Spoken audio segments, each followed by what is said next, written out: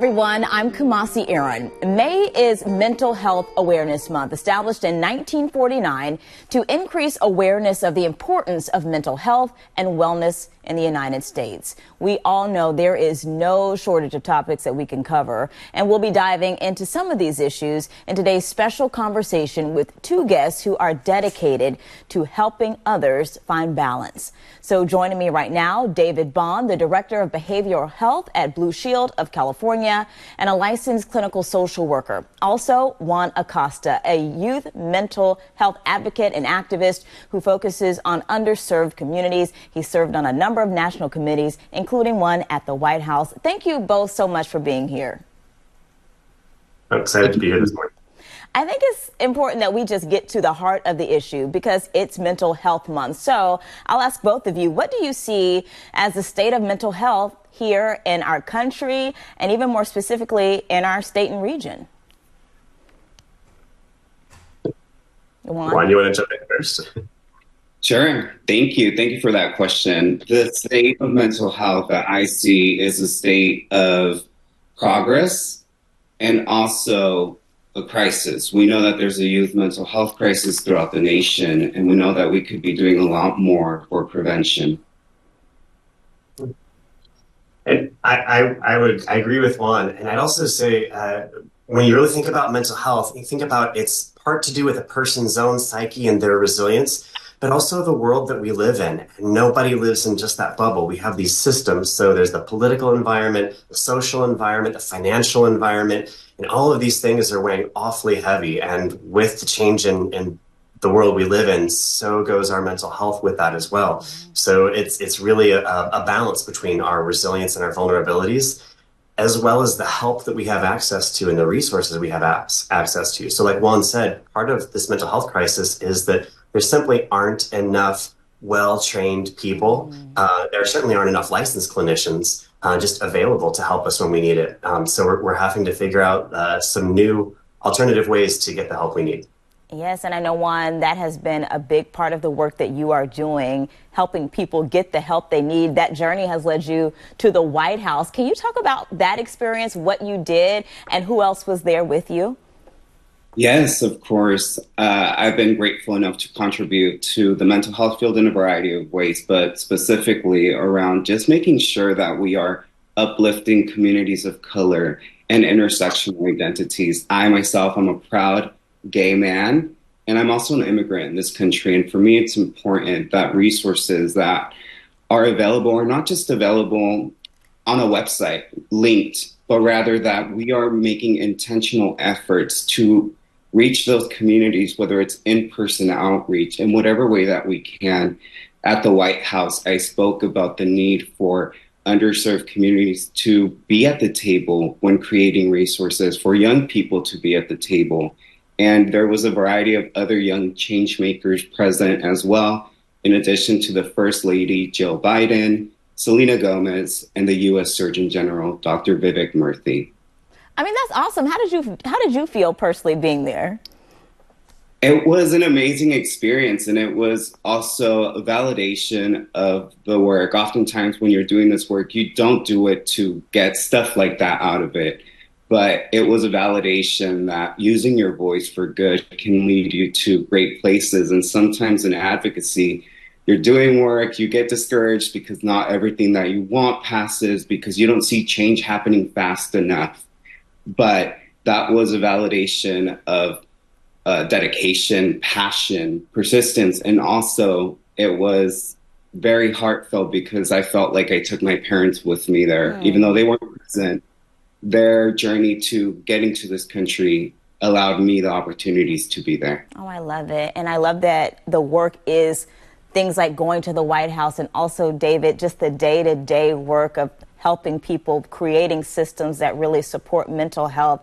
And I want to talk with you, David, about that. We've talked a lot about, youth mental health, the pandemic, so many factors like social media, really impacting young people. And some would say they even have set young people back. So when you think about that, do you feel like we're moving in the right direction, the wrong direction right now, David?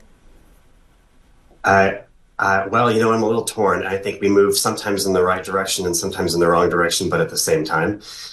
When I think about the right direction, something that did happen during the pandemic is that so many people started talking about how they were feeling. There was this national, it was one of the first times where globally we had a community crisis. And so people were starting to talk about how they were getting through and their struggles. And social media had some new apps that were just really exploding with popularity, and people were really talking about their mental health on a national scale, really for the first time. We had never seen something like this before.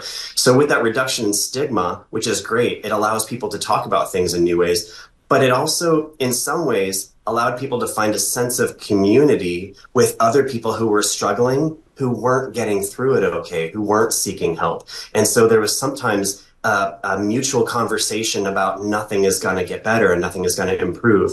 And I would say really with social media, it's that balance of finding community, finding people who share your values and that you can talk to, but also making sure that you're blending that in with people who are resilient and getting through on the other side and finding ways to make things better so that you can find community with that as well. Yeah, having something to look at, something aspirational. Juan, I want to ask you the same question. Do you feel like we're going in the right direction, wrong direction? What are you seeing when you're talking to people?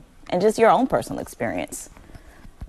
Yes, I would agree with what was stated. I do think that there is some progress being made, and I do think we could be doing a lot more. I mentioned prevention earlier, and I think that's something that we could be doing more of, making sure that we're reaching people before they get to a crisis point, ensuring that we are also integrating parents and caregivers to the conversation about youth mental health.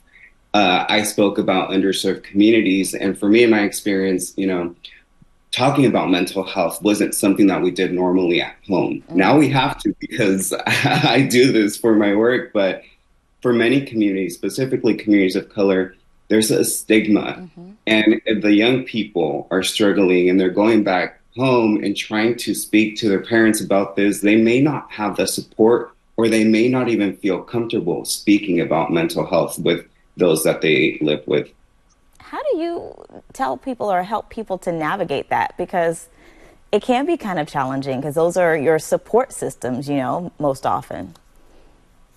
Yeah, in my experience, I've always encouraged people to go to a trusted adult or a trusted person in their circle. That could be a friend, could be a school counselor, a teacher.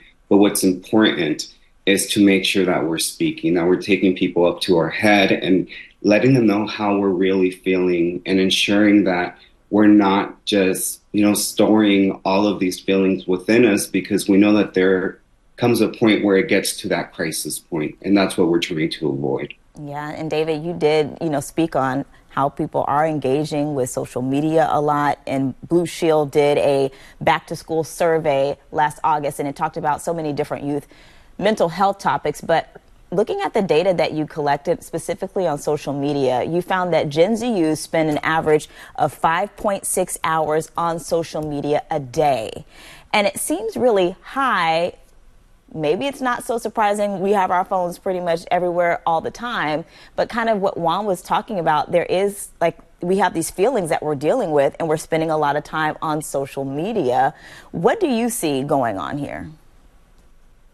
Yeah, there's that real blend. I think there are a couple of reasons that are contributing to that. One, it's young people, and many people are on social media while watching television, or there's also I take my phone to bed with me and I'm going to start scrolling until I fall asleep, or I wake up and my alarm clock hasn't gone off yet and the scroll begins then.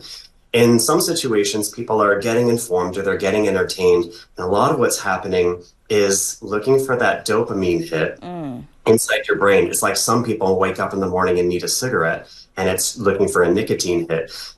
For many people, when you scroll, sometimes I'm not even looking to talk to someone. I don't even know what I'm looking for, and I'm not even looking at my friends. It's random people, or cat videos. But it's 5.5 hours of that. So the blend over is, if you're doing something that's making you feel good, if you're listening to messages that are speaking to you, then that's great. if you're scrolling and scrolling and it kind of, you can almost recognize in yourself, like this is starting to feel kind of mindless and it's getting into a lot of advertisements. It's okay to put that down and find a more human interaction, a way to interact with another person. So even texting is a more human interaction than scrolling social media with people who you don't actually know. Yeah. And so the challenge is sometimes people are looking for that. I'm feeling alone. I'm feeling lonely. I'm going to open up one of these apps and not and interact with people. It's a synthetic feeling of social interaction, because when you put the phone down, there's no after feeling of having that social need fulfilled the way there is from talking to a friend or meeting up with a friend or a family member, someone that you know. There's sort of an afterglow effect of like, I had social interaction and I feel better. That doesn't come from social media. And I think that is so important when you were talking about, Juan, advising people when they're dealing with certain emotions to talk to people. You know, I think sometimes social media can seem like an alternative, but really having that connection with people. I wonder what it's like for you, Juan. Like, what is your take on social media? Are you on all the different apps? I see you on there and you seem to be using it for good, but I know there are just different sides to it all the time. Yeah, I am on social media and I try utilizing my platforms for good. I have a love-hate relationship with social media. I think it's a great place, right? And as I mentioned, as a member of the LGBTQ plus community, I know it's a place where many people find their like chosen family, where they see representation that they may not otherwise see in media and in different formats. But I also think it's a place where people are exposed to hatred, where they're exposed to comparisons, where they're comparing themselves to where they're just scrolling through or looking at things that make them more depressed. And for me, what I've experienced in my use of social media is a mixture of both. I've, been able to build a community with people who identify with my story, with my work, and I've also received hatred, things like you shouldn't be speaking about mental health because you're gay, right? And those comments are hurtful, but I'm thankfully in a space where I'm able to move past those comments. But I think about all the younger people who may be exposed to similar comments, who may not be in that headspace, who may not be able to, really digest those comments and just move on. And it may really impact their mental health and lead to other things if they're not speaking about it and controlling their intake of social media. How would you say you got to that space? I know it was a journey. It's not an overnight thing. It was definitely a journey. And for me, it was when I really began to love myself, when I had to speak to myself and tell myself not to care about what other people said. And I think that was in my coming out story, because I took that same approach even with my family, where I was not going to hide who I was or make myself feel smaller or hide certain parts of myself to please anyone, because we have one life to live, and I cannot live my life thinking about what other people are going to say, unless it's to think about how I can be more empathetic with others. Yeah. David, we know it can often be a journey to get to that positive headspace, whether it's around social media, like Juan is talking about, or just navigating everyday life. And Blue Shield did the back to school survey, and it found that while young people are struggling with their mental health, the majority of people who responded said they are also taking steps to improve it. More than 3 in 4 said they've talked about their emotions with other people in the past year. 71% say they have used resources to help address their mental health challenges. Are you encouraged when you hear those numbers, David? Yeah, I am. I think there's so many things that are contributing to that too. And one of the things that I'm really excited about is that people are talking about mental health in schools much, much more than they ever have before. In some places, it's even as advanced as becoming part of the health class curriculum. There are additional resources available to people in schools too. But one of the most important things that's happening is that young people are getting educated earlier and earlier about how to be helpful for other people's mental health, how to ask important questions, and how to listen and reflect back someone else's experience and witness their humanity. these lessons like mental health first aid, school-based mental health first aid, and early interventions, we're teaching young people to help each other because something, I mean, anybody who's ever been a teenager knows one of the most important things for a teenager is to feel like somebody gets them. Mm-hmm. And so often, a stuffy guy in a suit who with a master's degree and a license is not always the person that they feel gets them, but a peer can. So teaching peers to be that positive influence in someone else's mental health and really doing that. There's a joke. It's, hey, bruh, how you doing? But how are you really doing?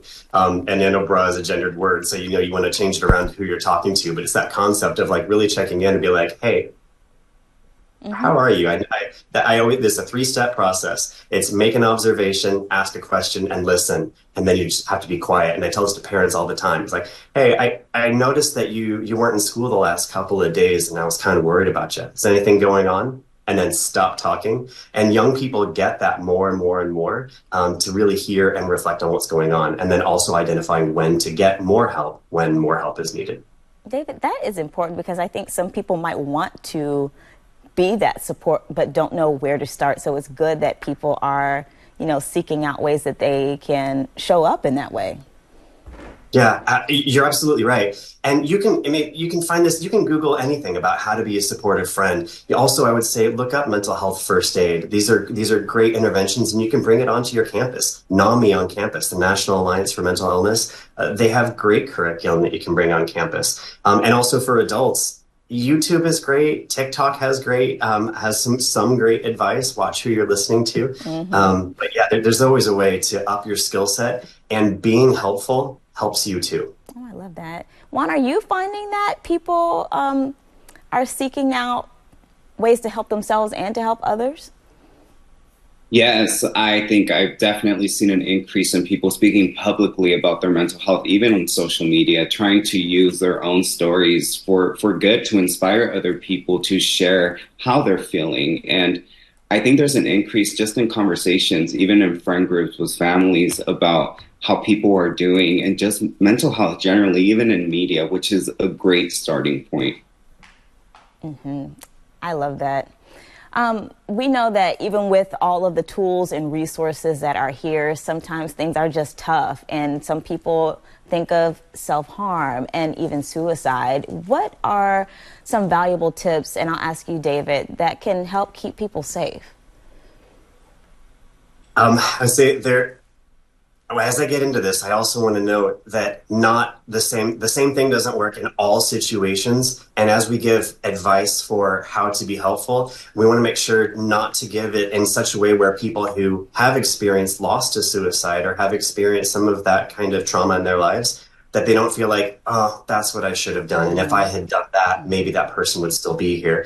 So I don't want to get into that kind of conversation. But what I will say is that keep your eyes and ears open, or whatever it is that you do to sense what somebody else is putting out in the world. And don't be afraid to make that observation and ask the question for how someone's doing. I used to run a national suicide prevention organization. It was I had clinical responsibility. And one of the first things that we have to teach people who are going to answer the crisis phone is how to ask the question, are you thinking of killing yourself? It's really stunning to say those words out loud and ask that question. It's intimidating, but you have to have some strength sometimes to get as into such significant a question as, are you thinking of killing yourself? And it's a myth that asking that question encourages someone to think about it for the first time. Research shows us that is absolutely not true. And in fact, it's much more helpful to ask that kind of a question. And then and also it's important not to tell someone in any kind of way what is an acceptable answer for you to hear. So you're not thinking of hurting yourself, are you? Tells the person that what you want to hear is no, absolutely not.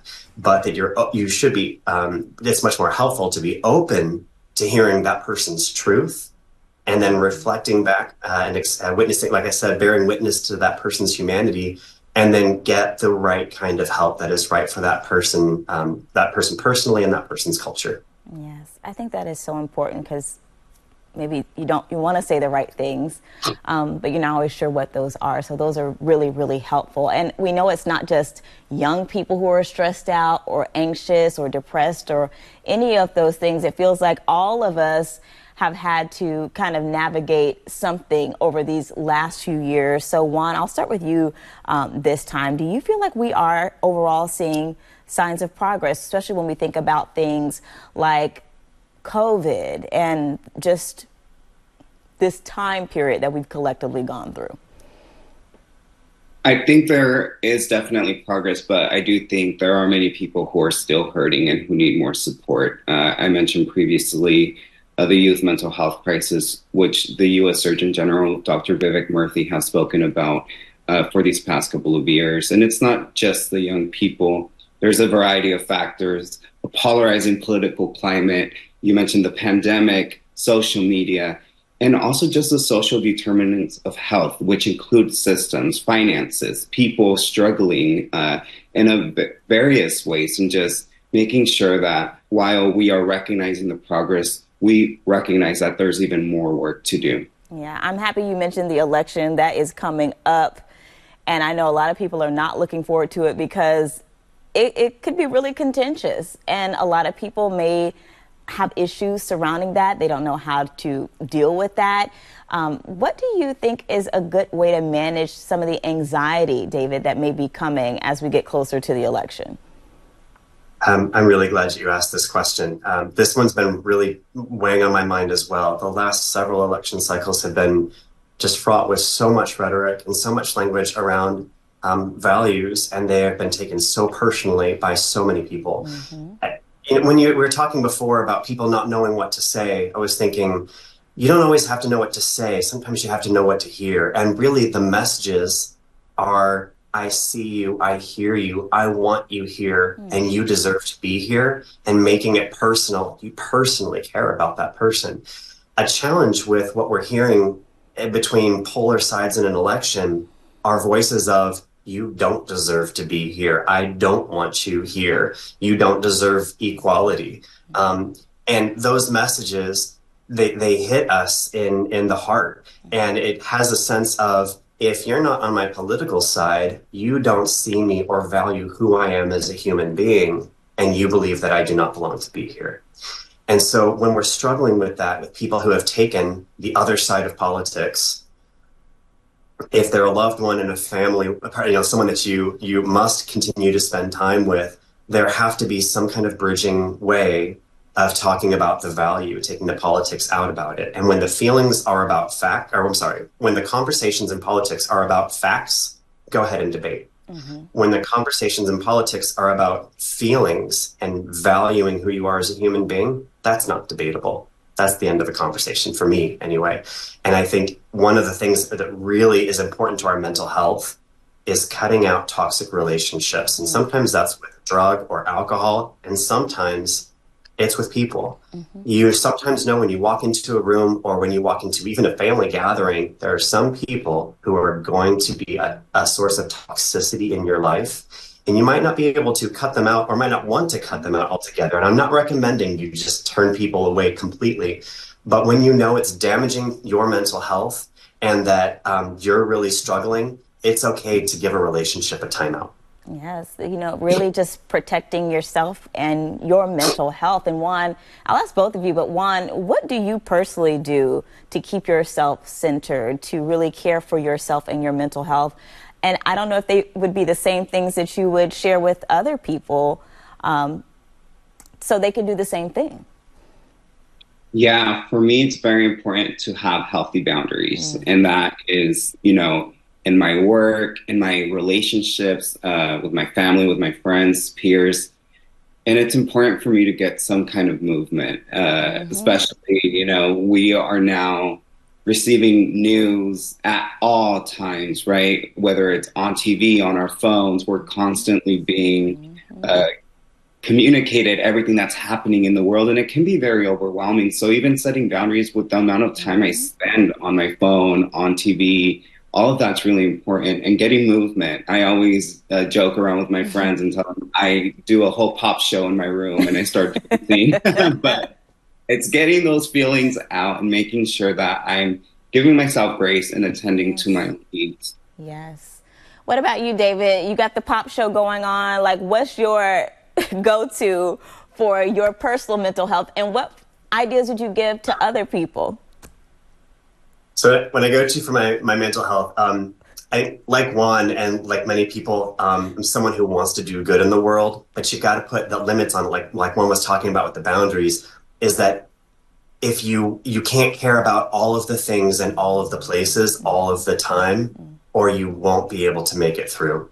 And sometimes it's okay to be excited. There was someone who holds high political office talking about the work that his team was doing to restore a bridge that needed help. And I was like, that's pretty cool. And in the comments after that post, people were saying, why aren't you talking about this conflict over here in this side of the world? And I was like, dude's allowed to be happy about his work on a bridge. And so are we. It's like there are things that we're allowed to be excited about, even though there are really awful things going on in the world around us. We're still allowed to go for a beautiful hike in the woods if we want and enjoy the trees. And that's how I gotta walk that walk, and you know, touch grass and spend times doing things that I know are going to put me in a better space. I love that. So that I can be refreshed to go back into the fights that we need. Yeah. I'll ask both of you this. What are some of the resources that you found particularly helpful, or resources that if someone came to you and asked you for some direction that you would share with them? I'll start with you, Juan. Yes, thank you. For me, 988, the Trevor Project, and also Warm Lines. I used to work at a Warm Line myself, and it was very beautiful to see just peers connecting with one another, listening to one another, not talking at one another. It was very judgment-free, and people just wanting to be listened to and wanting some sort of connection. Yes. What about you, David? Yeah. I'd say my first go-to resource is what is a memory that you have of doing something that you enjoyed. And so often when the worlds get complicated, we forget, I used to love playing tennis or playing soccer, or I used to love going to this place or doing that thing, and we stopped doing it because our minds got in a mindset of just like that sludge in our hearts and in our feelings. So remember to go and do those things that used to bring you joy, because they probably still do. Don't forget about that. And then, of course, as Juan said, there are all sorts of, if you just Google what the resources to help you feel better, you'll find them. But I would say definitely start with people who you know care about you as well. This has been such a good conversation. Before we wrap up, is there anything that I did not ask either of you that you think would be good to share with our audience, or anything that you want to make sure people leave with? I think on my end, just a reminder for everyone that we should be speaking about mental health, not just when our young person or our youth is in a crisis, but rather having healthy conversations and watching what we say, because comments that we make in passing, you may think it's a joke and you may think people may not, be impacted by them. But if you're speaking negatively about those people who are struggling with their mental health and your young person hears that, they will be less likely to go with you. And just generally, if you're struggling, just reach out to support. There is support out there.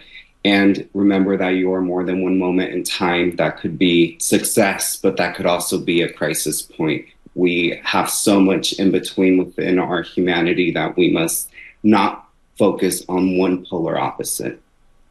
You, David? Juan hit it. I think I'll just add something in for parents, or anybody taking care of young folks. Remember that no matter how much I've known that person my whole life, I know how they feel, I know how they react. Don't forget to every once in a while say, what was that like for you?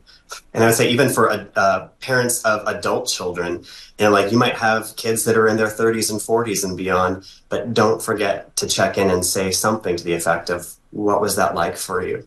And then be quiet and listen, because you might be surprised. Yes. Thank you both. We are out of time, but we so appreciate Both of you, Juan Acosta, youth mental health advocate, David Bond from Blue Shield of California. Thank you so much for this wonderful conversation and helpful conversation. You can find more useful mental health tips at bluesky.blueshieldca.com and at abc7news.com/takeaction.